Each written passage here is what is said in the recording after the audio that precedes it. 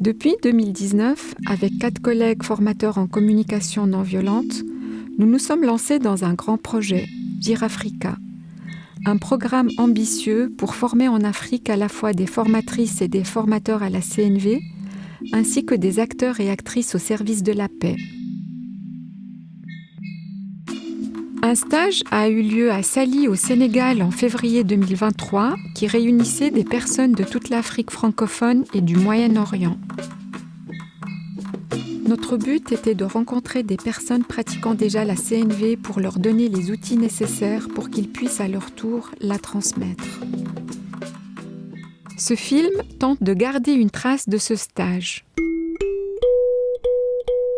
Passer cette semaine ou ces 10 jours avec tous les confrères de différents pays d'Afrique francophone et de partager ensemble un peu à la fois notre rêve et à la fois aussi les différentes réalisations qu'on fait chacun dans son coin et voir comment on peut coopérer ensemble et comment faire des choses au service de la paix. Donc une chose qui est importante pour toi dans ce que nous vivons là, c'est cet enrichissement mutuel.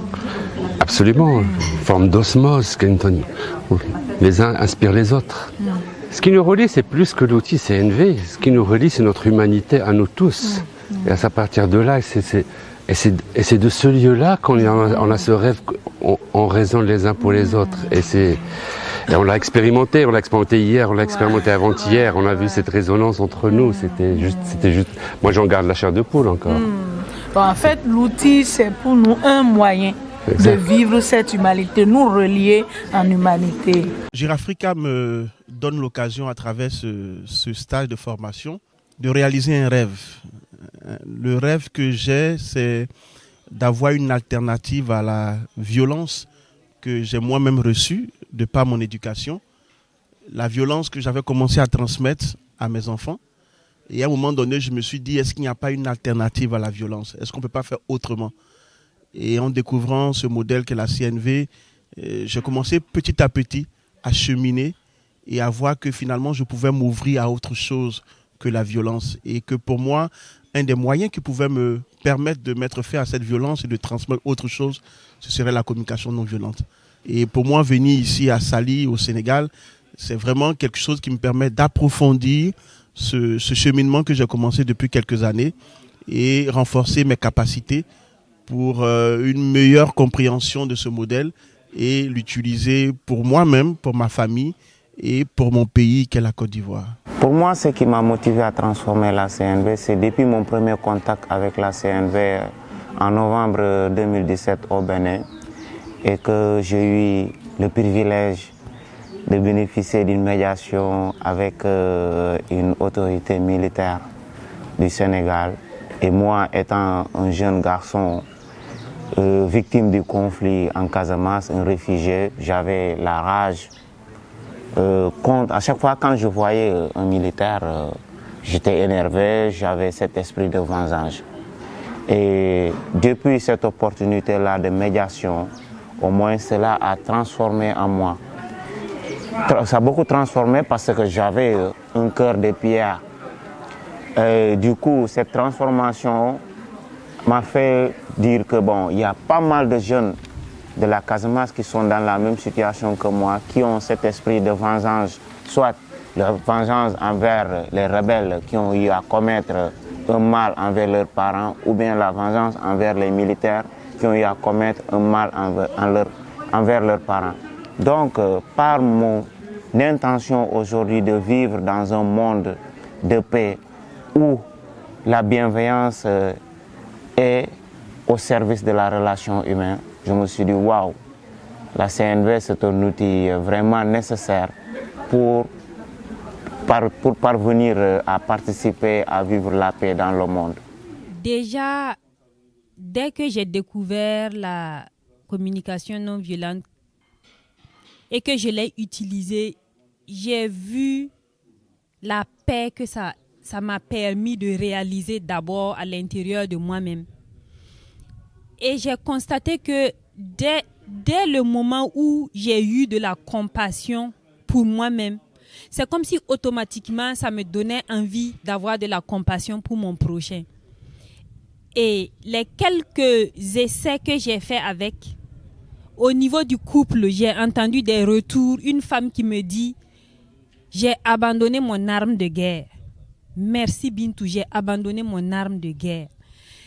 Quand 81 personnes qui ne parlent pas français, à qui j'ai partagé le processus là en djoula, dans une langue de chez nous, et qu'après, des femmes soient venues jusqu'à mon domicile pour me dire « Oh, ça là c'est bien, oh, il aurait fallu que tu aies plus de temps, hein. Oh, vraiment j'ai senti la paix comme ça en moi. Hein. » Et donc j'ai vu que ce processus-là a un potentiel de paix, mais énorme. Et voyant la situation de crise sécuritaire dans mon pays, je me suis dit, voilà quelque chose qui peut contribuer à la paix. Voilà. Quand on dit, si vous voulez la paix, préparez la guerre, moi je ne suis pas d'accord. Si vous voulez la paix, préparez la paix. Et la CNV, c'est un moyen de préparer et de construire la paix. C'est ça qui me motive à partager la CNV. Quand j'ai découvert la CNV, j'ai su que c'est un instrument qui pourra m'aider dans mon exercice de chef de village, de pouvoir mettre les gens ensemble, de pouvoir au moins, de ne pas dire qui a tort ou qui a raison, mais au moins de faciliter que les gens puissent se retrouver. Et aujourd'hui, je dirige une grande structure en Casamance aujourd'hui qui est en train de faire la paix. Et je suis parvenu quand même à convaincre les porteurs d'armes à venir discuter avec l'État du Sénégal. Et 253 personnes, c'est pas petit. 253 combattants aujourd'hui qui sont prêts vraiment à discuter le sérieux avec l'État, de voir quelles sont les stratégies ou bien les passages pour vraiment faire la paix en Casamance. Je crois que la motivation qui est plus profonde, c'est l'amour, tout simplement. Je suis en train de voir un monde tout autour de nous qui est en train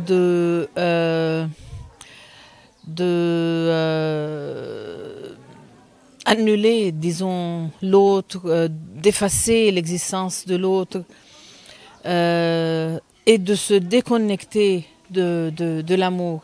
Parce que je crois à la force de l'amour, je crois au pouvoir de l'amour. Et je vois qu'à travers la CNV, parce que la CNV, c'est cette connexion de cœur à cœur, c'est le cœur qui s'ouvre vers le cœur, c'est l'amour qui vibre entre les deux cœurs. Parce que quelque part, je fais confiance que ça va aider le monde, ça va nous aider à vivre dans un monde plus serein, plus authentique, plus honnête, où les gens sentent plus de confiance en les intentions des uns et des autres, où ils peuvent vraiment ensemble construire une nouvelle vie. C'est ça. Au regard des conflits que vit le continent africain, presque dans tous les pays, on constate que ce qui est à la base, c'est que les gens ne savent pas s'écouter comme il faut et discerner ensemble ce de quoi ils ont vraiment besoin et chercher ensemble les stratégies pour satisfaire ces besoins-là.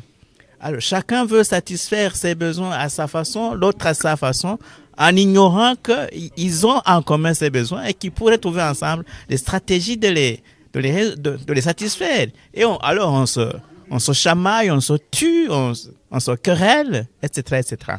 Et je trouve que la CNV est vraiment un outil pour aider les gens à se rejoindre, chacun dans ce qu'il a de plus profond. Et quand les gens se comprennent sur leurs besoins, ça devient très facile de trouver une stratégie de les satisfaire. Et c'est vraiment génial. Je me sens très privilégiée d'avoir eu accès au processus de la communication non violente parce que ça a fait un changement mais radical, significatif, très profond dans ma manière d'être dans le monde, dans ma manière d'être dans mes relations.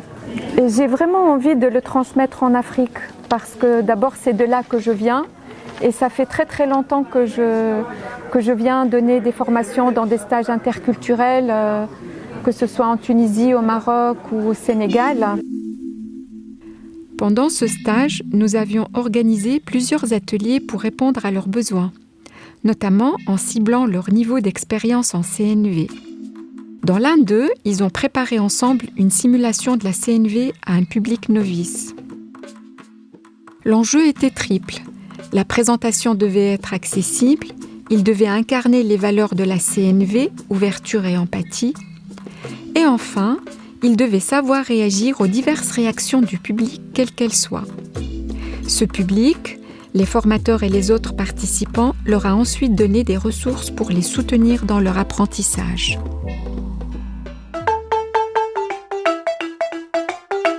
En tout cas, les spécificités du projet, c'est que les personnes sont souvent... Le continent africain francophone est très très très grand.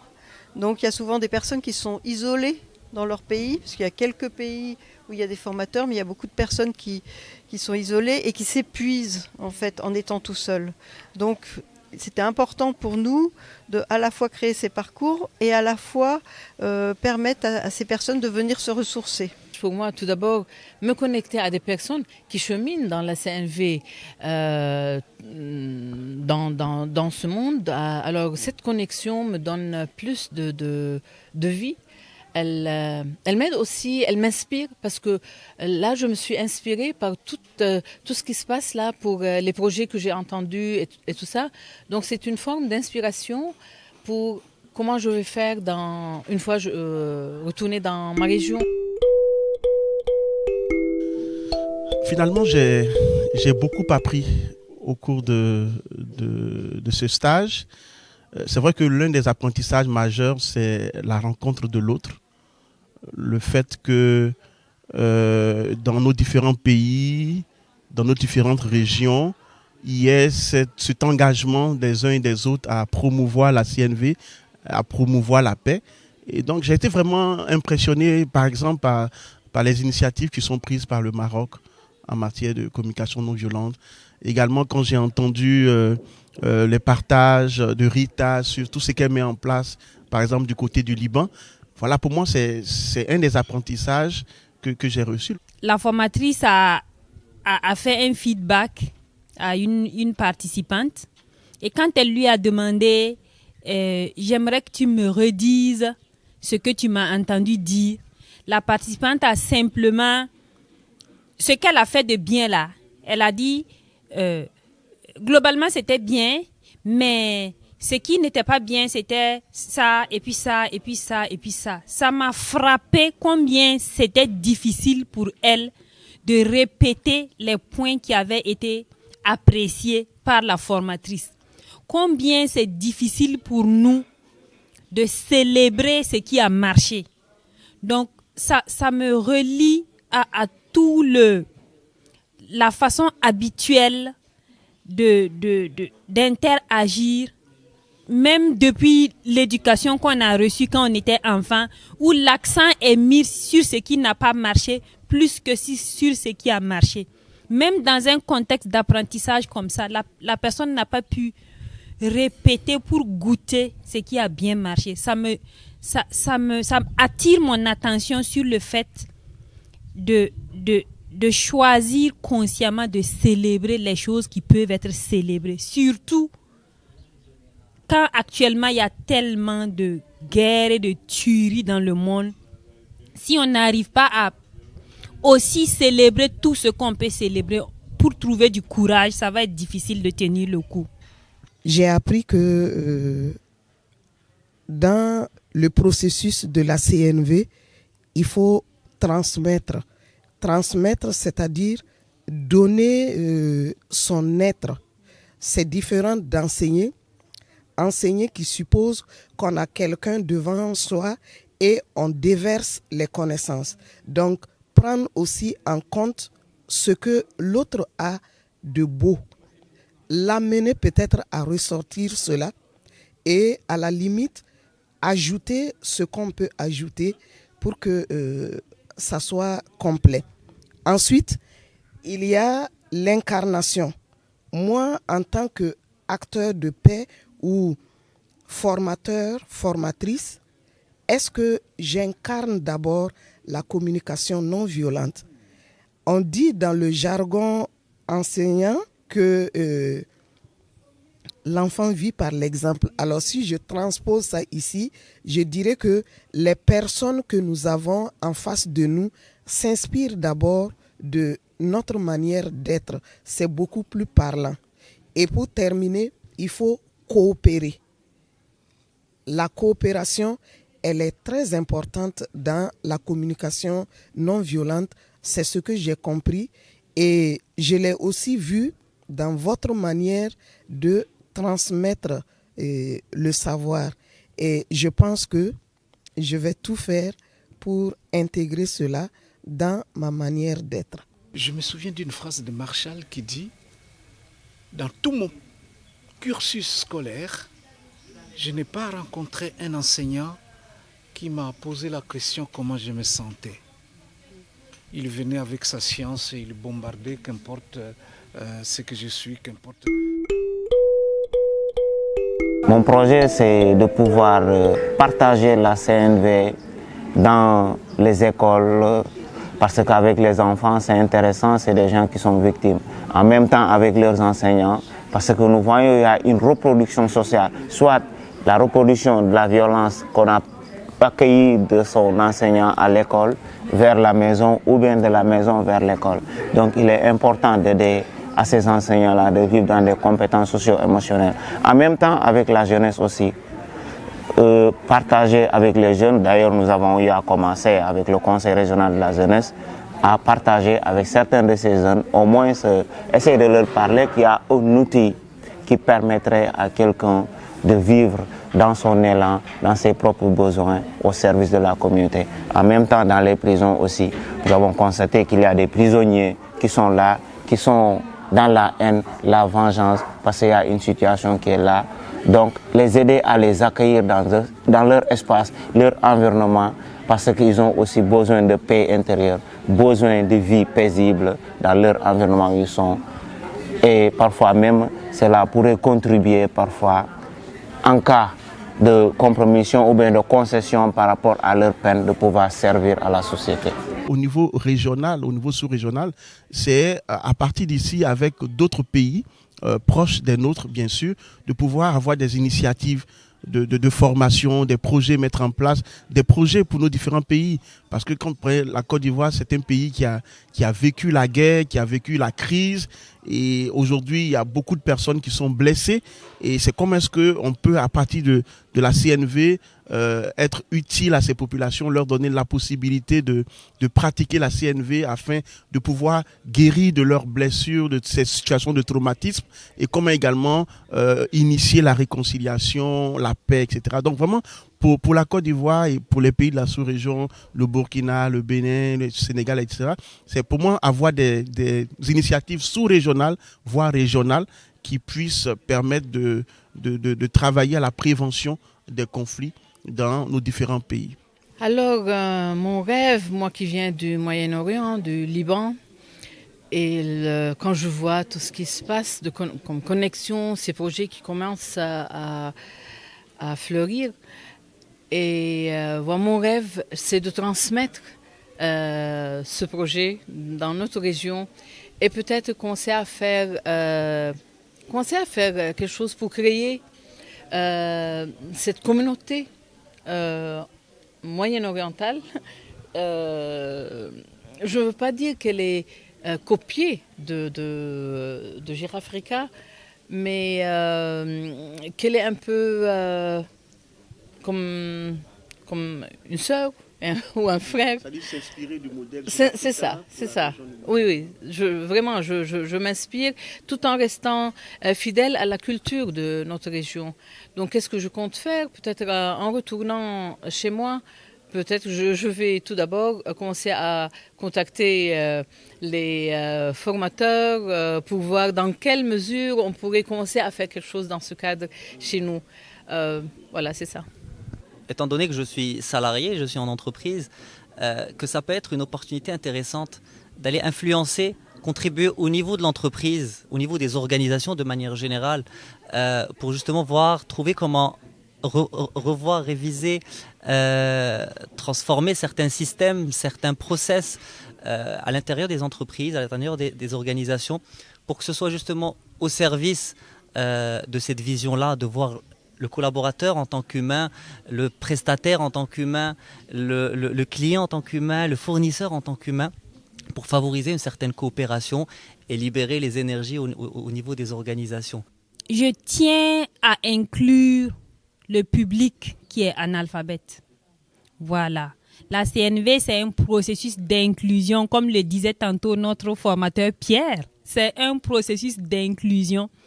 Et j'ai réfléchi, j'ai dit au Burkina, la majorité des gens n'est pas alphabétisée. Et si je veux partager ce processus-là en français, j'exclus d'office beaucoup de personnes. Et Dieu voulant m'aider, je parlais, je comprends très bien le Djoula, je parlais, je comprends très bien le Moré. Et j'ai expérimenté et j'ai vu que ça marche. Donc le défi maintenant, c'est en tout cas un de mes projets, c'est de traduire un livre résumé des mots sont des fenêtres ou des murs là, en Djoula et en Moré pour les langues que je comprends et chercher du soutien pour pouvoir traduire ça en Fulfulde, la 3e langue principale du pays. Et pour les autres langues, trouver quelqu'un qui comprend la langue, le français, et nous allons préparer les ensemble et pouvoir les animer quand même. Donc, je vois en tout cas des possibilités que ça soit diffusé dans tout le pays, même pour des personnes qui ne parlent pas français. Ça, c'est mon projet immédiat. Dans la structure qui m'a mandaté pour venir ici, l'œuvre apostolique Vie Nouvelle pour la Réconciliation, nous avons déjà commencé, initié un petit groupe pratique de CNV. Et mon espoir, c'est que ce groupe puisse continuer, que nous puissions vraiment incarner le processus et que nous puissions après nous mettre au service de la grande communauté burundaise pour qu'elle aussi s'imprègne de la communication non violente et que les Burundais puissent vraiment satisfaire leurs besoins dans la compassion, dans la bienveillance. Merci. D'un point de vue apprentissage en tant que formation, moi j'ai été vraiment pleinement nourrie. Et en plus de ça, le fait qu'il soit possible d'être soutenu financièrement rend ça accessible à tout public. Et ça, c'est quelque chose que moi, je tiens à célébrer. Je voudrais profiter de ce micro pour exprimer ma gratitude à toutes ces personnes qui ont été à l'initiative de Girafrica, tous ceux qui ont fait confiance et qui ont apporté de l'aide pour que ce projet puisse finalement avoir lieu. Parce que pour moi, ça a été vraiment un tremplin pour nous remotiver, moi personnellement pour me remotiver à reprendre mon bâton de pèlerin et à continuer ce travail de promotion de la paix à travers la CNV. Et donc je l'ai reçu gratuitement et pour moi je compte également le transmettre. Donc vraiment ce qui me motive, c'est de voir un monde nouveau. Et j'aimerais terminer par cette citation de Frédéric Emayor, qui était anciennement secrétaire général de l'UNESCO, qui dit que le monde que nous laisserons à nos enfants dépendra des enfants que nous laisserons au monde. Et si nous voulons voir un monde de paix, un monde qui soit havre de paix, c'est aujourd'hui que nous devons travailler à transmettre cela à nos enfants pour que ces enfants demain puissent refléter la paix et avoir une société qui soit une société de paix. Avec les outils qu'on a eu à partager ici, les exercices pratiques, je me donne là comme je me dis waouh, j'ai entamé. Là, je me retrouve encore avec plus de pédagogie et plus de maturité dans mon partage et dans mon besoin de contribution, surtout dans le milieu des écoles, de la jeunesse, etc., etc. Bon, je me sens rassuré parce que le retour et les feedbacks aussi que je parviens à avoir auprès de mes camarades, de mes collègues participants et aussi auprès de certains de ces formateurs, ça me rassure. Je dis waouh, je suis sur le bon chemin et ça me donne aussi plus d'énergie et de motivation sur mon incarnation en tant qu'acteur et formateur CNV. Et ici, de pouvoir en même temps, dans l'enseignement, incarner la CNV et poser les termes d'une coopération avec les personnes avec lesquelles nous sommes comme participants, je trouve que c'est de là d'où viendra la transformation sociale. C'est-à-dire être autrement, voir les choses autrement et vivre les choses autrement. Et si toutes les communautés par cercle concentrique qu'on augmente arrivent à ça, je me dis juste que oui, on va aller vers la transformation. Et je reviens vers le 20%, 80%. Dire que nous avons besoin jusque 20% de toutes les populations du monde puissent dire aujourd'hui, on veut aller vers ce mode de vie. Je suis vraiment super émue de voir leur motivation déjà, de voir leur envie ardente de transmettre et d'apprendre. Et j'ai envie vraiment d'encourager cette émergence d'une envie de transmettre, parce que je suis convaincue que c'est que eux, les gens locaux, qui ont besoin d'être autonomes pour pouvoir transmettre. Et j'ai vraiment envie de contribuer à cette autonomie et cette souveraineté en fait des Africains. Et je peux dire que je me sens très fière de faire partie de ce projet qui existe depuis maintenant plusieurs années. Le rêve est en train de se réaliser et ça me touche à un niveau tellement profond à l'intérieur de moi. Donc je les remercie, ces personnes qui sont venues, parce que je me sens appartenir à une communauté et ça fait du bien.